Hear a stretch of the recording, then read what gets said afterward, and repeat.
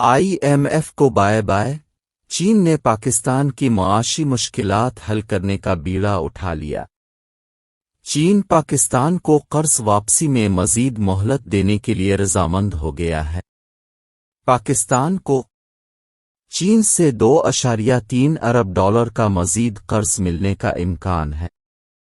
ذرائع کے مطابق چین کی جانب سے $1.3 ارب کے تجارتی قرضوں کی ری فنانسنگ اور $1 ارب کے چینی حکومت کے قرضے کی واپس کرنے کی یقین دہانی کرائی گئی ہے۔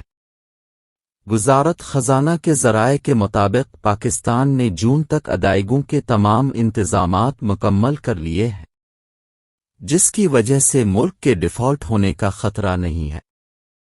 ذرائع کا مزید کہنا ہے کہ سیلاب کے بعد بحالی کے لیے پاکستان کو کچھ ممالک سے $400 ملین تک کی امداد ملنے کا بھی امکان ہے۔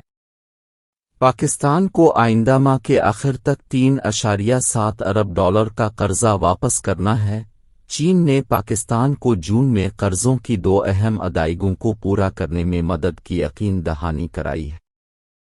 تاہم قرضوں کی ادائیگیوں کے بعد چین پاکستان کی مزید مالی معاونت کرے گا۔ ایسی مزید اچھی ویڈیوز دیکھنے کے لیے اس چینل کو سبسکرائب کریں۔ شکریہ۔